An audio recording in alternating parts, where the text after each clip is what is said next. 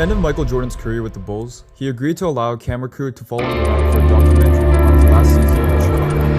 Tim Grover, Chapter 1, Taking Flight. As many of you may know, this is the widely popular and renowned documentary on MJ that's currently being played on Netflix, which we all know as The Last Dance. Because of the current situation with COVID, a lot of us is looking for more NBA content. And what a perfect time for a documentary on the greatest of all time to come out. Exclusive content never seen before during the last and final run of Michael Jordan in 1998 shows us a side of NBA. It's really hard not to get excited for this documentary every week. Camera crews were with him for almost 24/7 of his life during that season. And early one morning, the camera crew was at MJ's house for a rare glimpse of Jordan's gym session. Yeah, MJ working out, not surprising, but what I'm surprised about is how rare MJ workout videos are on the internet. And I'm not talking about MJ's hoop sessions, I'm talking about him working under a barbell and lifting weights. The cameraman noticed a poster on the wall, a classic shot of MJ soaring through the air, with the caption, "How does MJ fly?" He zoomed into the poster, then turned to Michael and asked him, "How do you fly?" MJ just laughed, shook his head, and said, "Ask him." And that was Tim S. Grover, MJ's trainer for 15 years.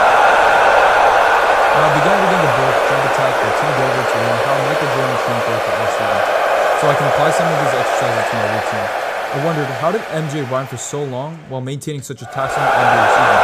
Well, the best way to do that is to read a book written by MJ's personal trainer of 15 years during MJ's prime years. My name is Tim Grover. I worked with Michael Jordan for 15 years. Everyone knows me as his trainer, but my official title is a sports and medicine specialist. Continuing on with Tim's story, he says, "Good question. No doubt MJ's genetics gave him a physical advantage. He has those huge hands and long arms and predominantly fast-twitch muscles that allow him to do extraordinary things. But contrary to the popular legend, he's not a freak of nature." What did Tim Grover mean by that? You mean the great Michael Jeffrey Jordan is not a freak of nature? The meaning behind Tim's statement is that to give credit to MJ's accomplishment and accolades to his genetics is grossly misrepresenting the reason of his success. Just like the future greats, such as Kobe and LeBron, it isn't their once-in-a-lifetime genetics that built their success, but their commitment to becoming the best. It was their mental toughness that exceeds far better than their peers, and their work ethic that is the main reason for their success. So if the trainer of the GOAT is saying the reason to MJ's success is not the genetics, but hard work, why not just do it?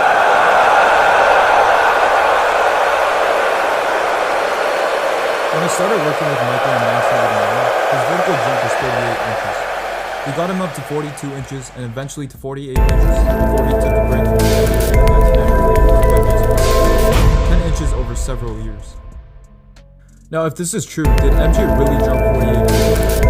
A seemingly ridiculous version even for the highest jumpers in the world. To answer this question, let's start off during his college years, when most people are still developing their athleticism and size. Now, given that MJ was listed at 6'5", 195 pounds in his college years with the Tar Heels, and still grew an inch to 6'6", we can assume Jordan was a late bloomer. This is also backed up from the fact that MJ grew from 5'11" as a sophomore in high school to 6'3", and progressing to 6'5" into his college years. On March 1983, during the final regular game of that season, North Carolina played against Duke. In one play, the Tar Heels turned the ball over after Jordan passed it to the post. With Duke on the fast break, it seemed like Johnny Dawkins would make the easy transition. But of course, out of nowhere, there was Jordan flying up to the lane and getting up so high that he hits his head on the tackle. The play was a goaltend, but no one cared, and it was the fact that a 6'5" guard hit his head on the backboard. Now, for a 6'5" guard to do what Jordan did, how high did he jump? Well, we know the height of the rim is 10 feet, and the bottom of the backboard is 6 inches lower, giving a height of 9'6" inches. Michael was 6'5" or 6'6", so based on simple arithmetic, 9'6" minus 6'6" gives us 36 inches. So Jordan was at least jumping 36 inches, and no one can refute this based on the video. Also, when someone is going full speed down the lane, just like Jordan was, vertical speed is not the same speed of play, and some of the energy is going horizontally. Therefore, MJ didn't even jump as high. And if you study basic high school physics, you know that kinematics shows that you don't jump as high if most of the speed isn't directed vertically. This is on the assumption that you're applying the same amount of force to the floor or getting off of the floor at the same initial speed. Naturally, running jumps require some horizontal speed alongside vertical speed, because of it being an inherently speed-based movement.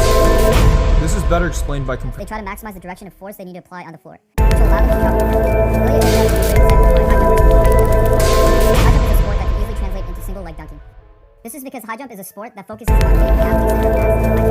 So the fact that Jordan was he was likely not jumping as high as he could. Regardless, he was able to hit his head on the backboard, and even then he was slowly moving backwards. So in 1982, the sophomore year, you can safely assume MJ was jumping at least 38 inches. But we know Jordan jumps higher than that. Surely he doesn't only jump 38 inches. At the age of 1920, like most athletes, Jordan hasn't reached his full potential in his athletic abilities. Fast forward to Jordan's early years with the Bulls, the pre-Pippen era where Jordan literally had no one else to rely on and had to carry the team. This was also the time when young Jordan competed in the dunk contest, where he could display his amazing leaping ability without the worry of defenders hitting him in the air and potentially injuring him. Jordan had many very signature dunks, including the famous one-handed cradle dunk, which he would often display during wide open transition plays or his dunk contests. And also the famous lean dunk that, to my knowledge, no one is able to replicate in terms of style and finesse. I think this dunk perfectly represents Jordan's superior athletic and physical ability.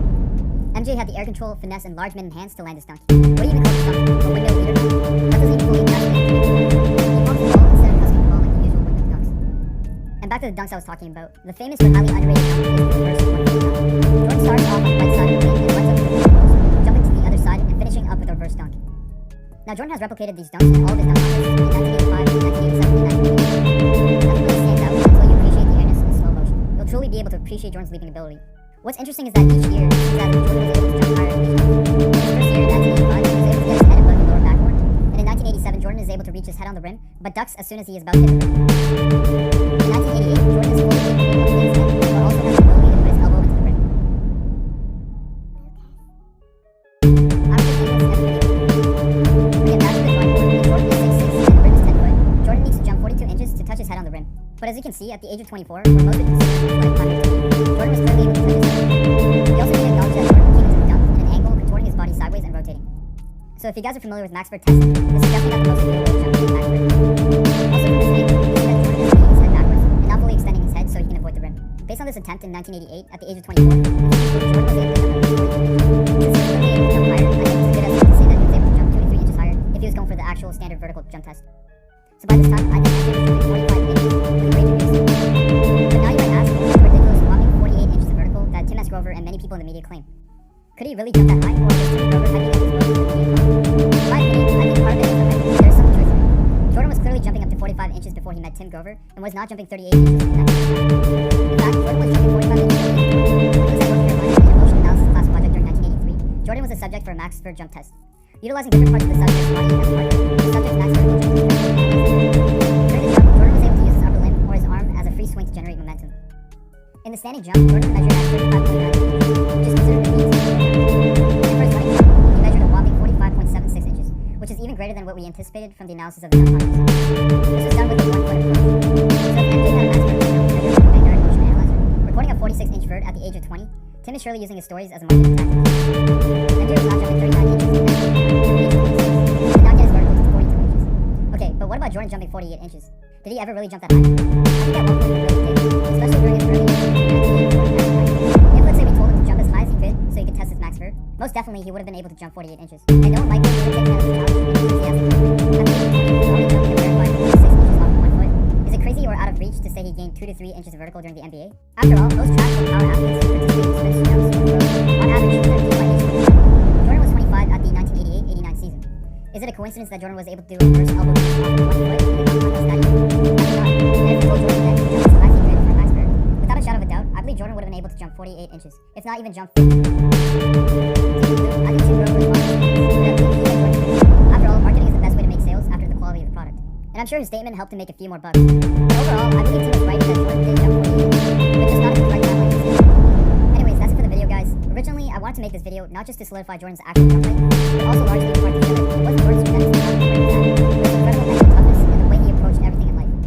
Jordan called up Tim, his trainer, in part because he was getting beat up by his business, but also because Jordan knew even being the best player, there was still much room to improve. And for him, it was to get stronger. So when the GOAT knows he can still improve even though he's at the top, what does this tell us when we aren't even close to being at the top?